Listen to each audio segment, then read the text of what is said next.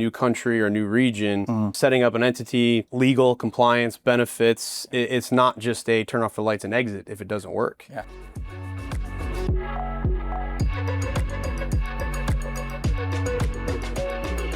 What are some of the factors you need to weigh in when deciding where to hire? If you lever back up to your strategy, a critical thing to think about is your principles as an organization. It's just a fancy way of saying, what do you believe, right? It's not an ethical or a moral question. It's just like, what do you think is the right approach for your company working successfully? So I'll give you like sort of the range of examples, right?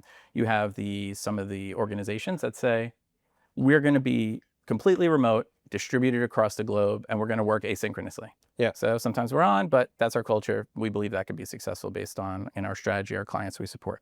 Then you have some companies that it's going to sort of concentrate in hubs globally, but they're going to be working more in person, more frequently. Maybe they're not as remote, right? And so you've got to balance on these things. So once you figure out sort of what you believe and what you're trying to accomplish, then that brings you into forming a point of view of where you want to go. And so where you want to go, to me, is a mix. If you think about a bunch of weighted factors, right? Yeah. You have to think about those things. So you have your strategy, you have your principles, and it allows you to form a point of view. So based on what you're trying to accomplish, that'll determine which market you leverage. So I also think too is, to your point, long-term versus short-term strategy. What does the entry look like, but also the exit? Because, going into a new country or new region, setting up an entity, legal, compliance, benefits, it's not just a turn off the lights and exit if it doesn't work. Yeah. There's a lot of compliance and audit and procedure that goes into an exit. So you really got to think about like the short-term goal, long-term goal, and what type of investment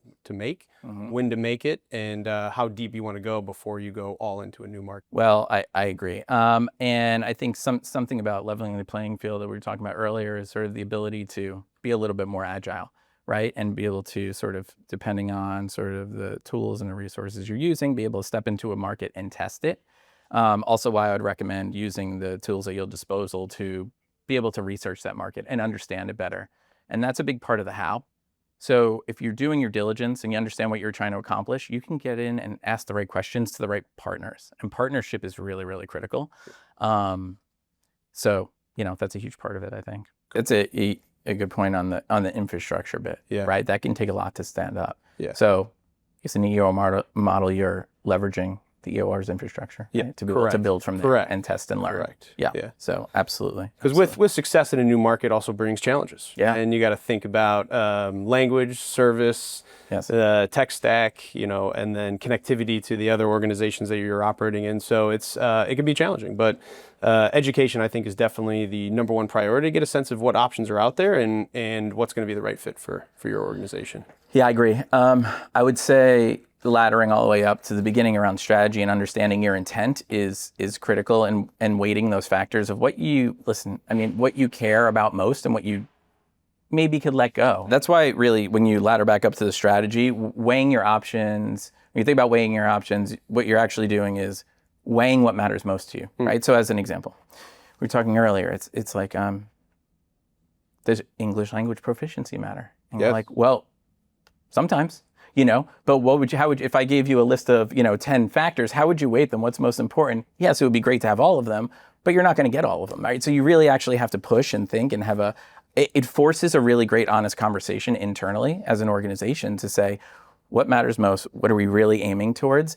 And then how do we weight those? And then when you're educating yourself about those markets, what you're actually doing is holding up that North Star and saying, okay, well, how do these compare? How's the English language in this country? Well, moderate, but that doesn't actually matter for what we're trying to accomplish. Or maybe it's really critically important because historically, as an organization, our clients, when someone answers the call, expects a certain level of English language proficiency, and that's absolutely critical. So it's what you're doing is putting the countries through multiple filters.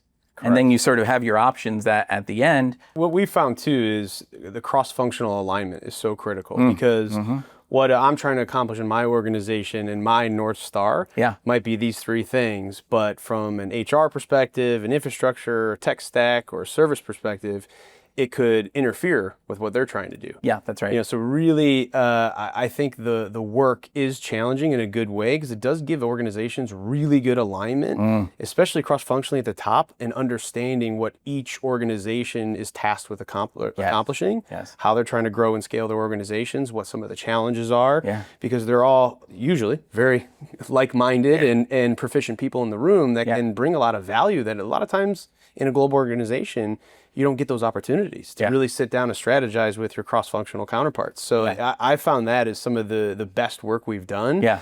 Is being able to say, hey, well, I represent the revenue side of the house. We need to expand here, and here's why. And then almost having some of those stop gaps that say, well, hey, have we thought through this lens or this lens or this lens? And it really gives you that, to your point, that North Star and that education of a well-rounded perspective on, okay, now we know why we're going into this market. Yes, that's right. We know what the risk is. We know what the infrastructure we need. We're all in unison. Like, that's where like the magic happens. Yeah.